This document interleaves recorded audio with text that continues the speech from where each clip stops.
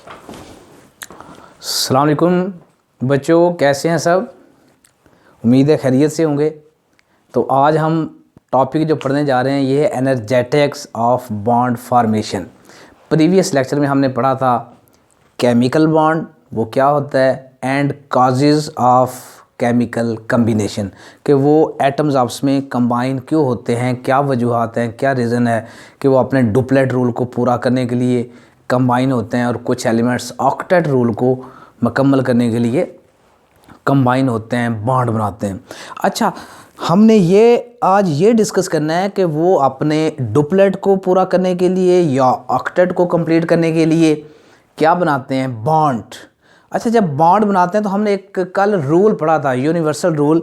हमने कहा था energy is inversely proportional to stability. Energy is inversely proportional to stability.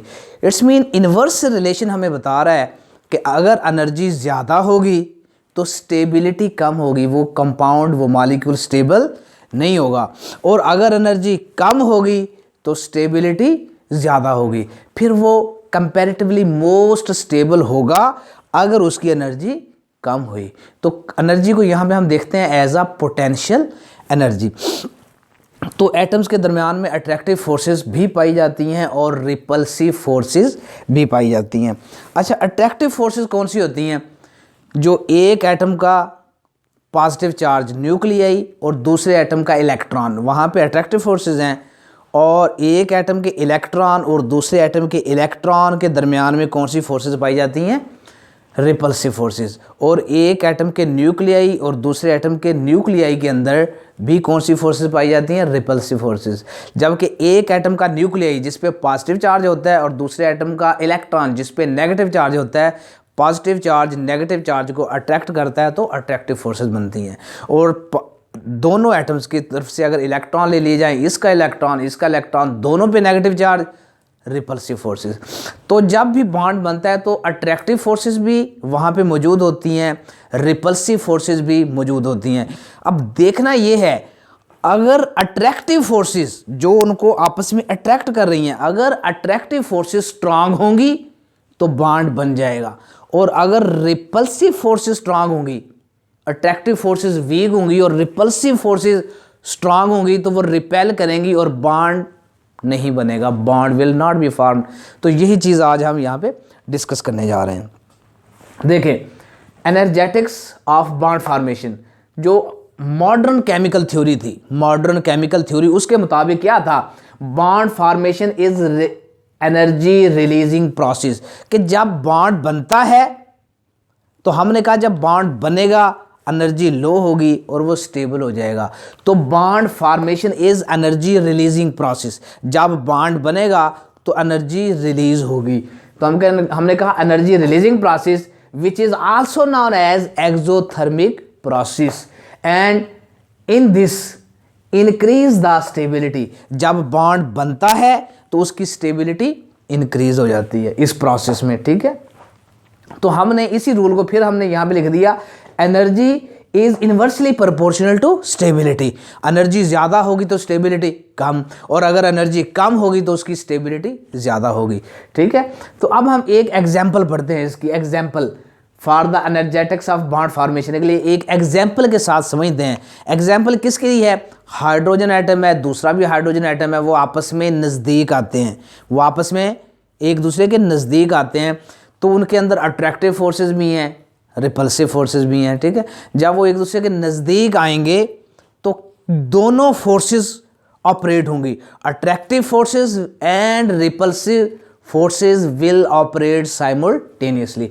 दोनों फोर्सेस ऑपरेट हो रही होंगी, ठीक है। When hydrogen atom approach each other, when hydrogen atom approach each other than two types of forces operate simultaneously.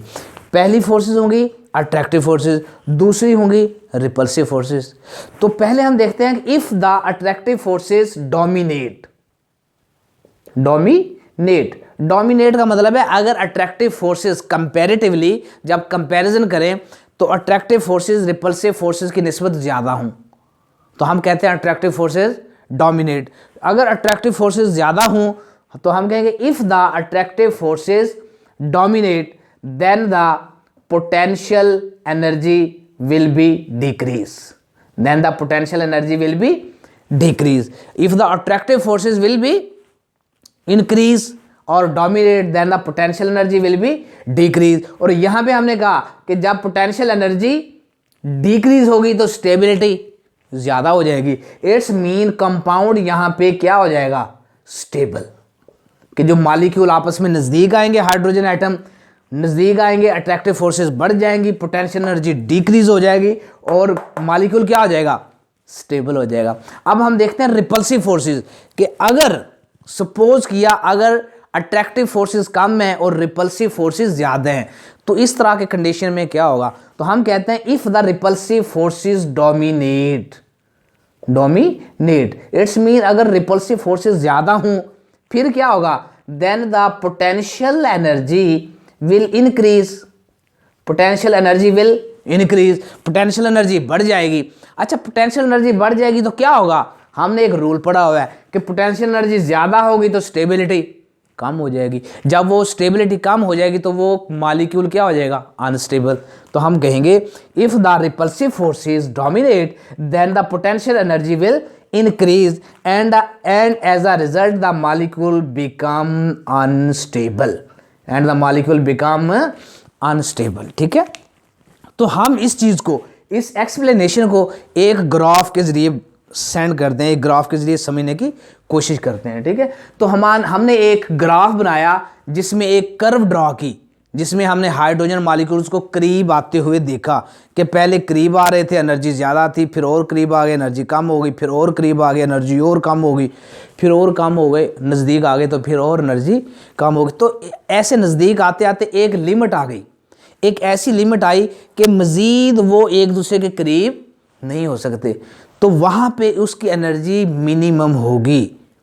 अच्छा, मज़ीद अगर यहाँ पे आ गए हैं वो, मज़ीद इनको अगर नज़दीक लाने की कोशिश की जाएगी तो उनके अंदर जो इलेक्ट्रॉन, यहाँ पे इलेक्ट्रॉन रिमूव कर रहे हैं, इधर भी इलेक्ट्रॉन रिमूव कर रहे हैं, तो वो इलेक्ट्रॉन को रिपेल कर रहे होंगे, इलेक्ट्रॉन को क्या करेंगे, रिपेल। तो ज़्यादा नज़दीक लाने से वो फोर्सेस ऑफ अट्रैक्शंस बढ़ जाएंगी, sorry forces of repulsions will be increase. तो इलेक्ट्रॉन को क्या करेंगे, रिपेल करने से फोर्सेस ऑफ रिपल्शन इंक्रीज हो जाएंगी। तो एक मखसूस हद तक हाइड्रोजन एटम को ऐसे नज़दीक लाते या एक मखसूस डिस्टेंस तक हम नज़दीक ला सकते हैं, कि इससे मज़ीद डिस्टेंस से और कम नहीं कर सकते। ये जो मिनिमम डिस्टेंस होगा इसे हम कहते हैं बॉन्ड डिस्टेंस। ये जो हाइड्रोजन को नज़दीक लाएंगे, लाते एक मिनिमम डिस्टेंस आ जाएगा कि यहाँ पे इसकी एनर्जी लो होगी, पोटेंशियल एनर्जी लो होगी और यहाँ पे स्टेबल होगा। इसको मज़ीद अगर हम नज़दीक लाने की कोशिश करें तो इलेक्ट्रॉन जो होंगे यहाँ पे रिवॉल्व कर रहे होंगे, ये एक दूसरे को क्या करेंगे, रिपल्सिव फोर्सेस बढ़ जाएंगी। रिपल्सिव फोर्सेस बढ़ने से फिर वो अनस्टेबल हो जाएगा। इट्स मीन हम उसको मज़ीद नज़दीक नहीं लाएंगे। ठीक है, तो यही चीज़ ग्राफ में शो की हुई है कि पहले हाइड्रोजन और हाइड्रोजन के दरमियान में ये जो डिस्टेंस था ज़्यादा था, तो इसकी ये एनर्जी है, यहाँ पे पोटेंशियल एनर्जी है, एक्स वाई एक्सिस पे कौन सी चीज़ है, पोटेंशियल एनर्जी। तो पहले एनर्जी भी काफ़ी ज़्यादा थी, फिर हाइड्रोजन एटम नज़दीक आ गए तो एनर्जी कम हो गई, फिर हाइड्रोजन एटम को और नज़दीक आ गए तो यहाँ पे डिस्टेंस और कम हो गया, तो ये एनर्जी मज़ीद कम होती गई। बिल आखिर हाइड्रोजन के बिल्कुल नज़दीक आ गए, मिनिमम डिस्टेंस पे आ गए, मिनिमम डिस्टेंस जितना वो आ सकते थे, तो वहाँ पे उसकी एनर्जी बिल्कुल कम है। Potential energy is equal to -436 kilojoule per mole. अब अगर मैंने जैसे कहा, अगर अब इसमें से इलेक्ट्रॉन्स रिवॉल्व कर रहे हैं तो मज़ीद नज़दीक आएंगे तो इलेक्ट्रॉन रिपेल करेंगे, रिपल्सिव फोर्सेस ऑपरेट हो जाएंगी। तो रिपल्सिव फोर्सेस मज़ीद डिस्टेंस को कम करने से क्या होगा, इसकी पोटेंशियल एनर्जी फिर इंक्रीज हो जाएगी, पोटेंशियल एनर्जी फिर इंक्रीज हो जाएगी। जैसे कहा मैंने कहा, रिपल्सिव फोर्सेस अगर डोमिनेट करेंगी तो पोटेंशियल एनर्जी इंक्रीज अनस्टेबल। तो मज़ीद जब इसको हम नज़दीक लाएंगे, यहाँ से मज़ीद नज़दीक लाने की कोशिश करेंगे तो ये पोटेंशियल एनर्जी इंक्रीज हो जाएगी। ठीक है, तो अब यहाँ पे देखते हैं कि यहाँ पे हाइड्रोजन को नज़दीक ला रहे थे, energy lowering due to bond formation, energy कम हो रही है, एनर्जी स्टेप बाय स्टेप जैसे जैसे उसको नज़दीक ला रहे हैं तो एनर्जी कम हो रही है, एनर्जी लोअरिंग, या हमने कहा एनर्जी रिलीजिंग, एनर्जी रिलीज हो रही है, एनर्जी लोअर हो रही है, energy lowering due to bond formation, क्योंकि बॉन्ड बन रहा है तो एनर्जी कम हो रही है। फिर हमने देखा कि जैसे एक ख़ास डिस्टेंस से मज़ीद कम करेंगे तो वो पोटेंशियल एनर्जी बढ़ना शुरू हो जाएगी। तो हमने कहा energy increase due to repulsion between nuclei, के इलेक्ट्रॉन इलेक्ट्रॉन को रिपेल करेंगे और न्यूक्लियाई दोनों पे पॉजिटिव चार्ज होगा, न्यूक्लियाई को रिपेल करेगा, इलेक्ट्रॉन को रिपेल करेगा, पॉजिटिव के दरमियान में रिपल्शन होगी, नेगेटिव में रिपल्शन होगी, और रिजल्टेंट के तौर पे रिपल्सिव फोर्सेस बहुत ज़्यादा बढ़ जाएगी। तो हम कहते हैं energy increase due to repulsion between the nuclei. तो अब यहाँ पे इस स्टेज को देखते हैं, ये जो स्टेज है ये दोनों स्टेजेस के इक्वल है, दोनों स्टेजेस के इन बिटवीन है, यहाँ पे एनर्जी लोअर हो रही है, यहाँ पे एनर्जी बढ़ रही है, और ये जो स्टेज है ये दोनों स्टेजेस के एनर्जी लोअरिंग और एनर्जी इंक्रीज दोनों के सेंटर में है। तो इसे हम क्योंकि दरमियान में है, सेंटर में है, तो हम इसे कहते हैं इक्विलिब्रियम। क्या कहेंगे? Equilibrium bond distance, equilibrium bond distance, ये इक्विलिब्रियम बॉन्ड डिस्टेंस है। अगर इसको मजीद कम करेंगे तो रिपल्सिव फोर्सेस बढ़ जाएंगी, मॉलिक्यूल स्टेबल नहीं रहेगा, इससे मजीद दूर करेंगे तब भी स्टेबल नहीं रहेगा।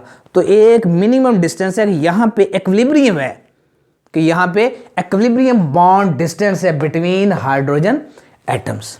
तो हम ये क्या कहते हैं इसमें कि हाइड्रोजन जब आपस में नज़दीक आते हैं, हाइड्रोजन आपस में नज़दीक आते हैं, आ गए एक मखसूस डिस्टेंस तक आ गए, उसके बाद ये हाइड्रोजन एटम समझौता कर लेते हैं एक दूसरे के साथ कि अब मज़ीद हमने इससे ज़्यादा डिस्टेंस कम नहीं करना, अब मज़ीद इससे ज़्यादा डिस्टेंस कम नहीं करना। तो वहाँ पे वो कर लेते हैं, समझौता कर लेते हैं कि मज़ीद कम डिस्टेंस को कम करेंगे तो हम अनस्टेबल हो जाएंगे। तो जो समझौता कर लेते हैं तो उसे कहते हैं, दूसरे लफ्ज़ों में भी वो कंप्रोमाइज़ कर लेते हैं। क्या कर लेते हैं? कंप्रोमाइज़।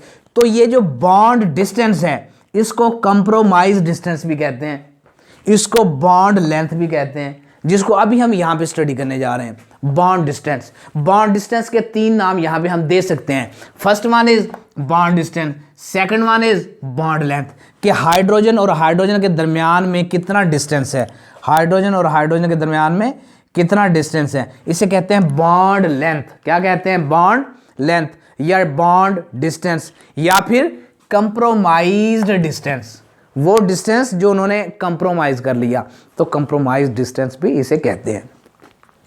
अच्छा, इसकी डेफिनेशन क्या होगी? बॉन्ड डिस्टेंस क्या हो सकती है? जब हाइड्रोजन करीब आते गए तो एक स्टेज आई कि इससे ज़्यादा डिस्टेंस नहीं हो सकता, तो हम क्या कहेंगे? Minimum distance, minimum distance between the nuclei of 2 covalently bonded hydrogen atom. अच्छा देखिए, हाइड्रोजन की इलेक्ट्रोनेगेटिविटी इक्वल है, जब ये बॉन्ड बनाएंगे तो ये कौन सा बॉन्ड होगा? Covalent bond. अगर एक इलेक्ट्रो पॉजिटिव हो एक इलेक्ट्रो नेगेटिव हो तो फिर आयोनिक बॉन्ड बनता है। अगर दोनों की इलेक्ट्रोनेगेटिविटी इक्वल हो तो कौन सा बॉन्ड बनेगा? Covalent bond.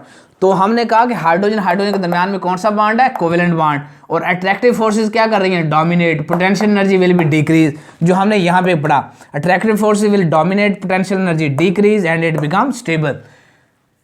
तो हम यही चीज़ है, तो इसको डिफाइन कैसे करेंगे? Minimum distance. क्या?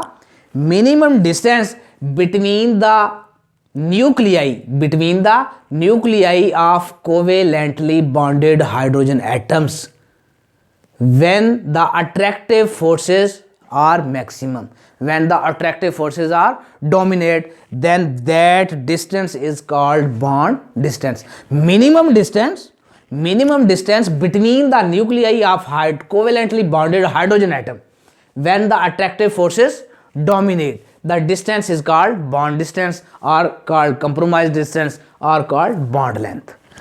चले अब देखते हैं कि हमने कहा कि यहाँ पे एनर्जी मिनिमम होगी। हमने क्या कहा कि अगर एनर्जी कम होगी तो ये स्टेबल होगा, यहाँ भी हमने कहा स्टेबल होगा, पोटेंशियल एनर्जी डिक्रीज तो स्टेबल। तो एनर्जी को अभी डिस्कस करते हैं कि जब बॉन्ड बनेगा तो बॉन्ड बनने के प्रोसेस में एनर्जी रिलीज होगी, जो हमने कहा एनर्जी रिलीजिंग प्रोसेस है। बॉन्ड बनेगा तो एनर्जी रिलीज होगी। तो जब हाइड्रोजन का 1 मोल बने, हाइड्रोजन बॉन्ड्स, हाइड्रोजन बॉन्ड्स का 1 मोल बने तो कितनी एनर्जी रिलीज होगी।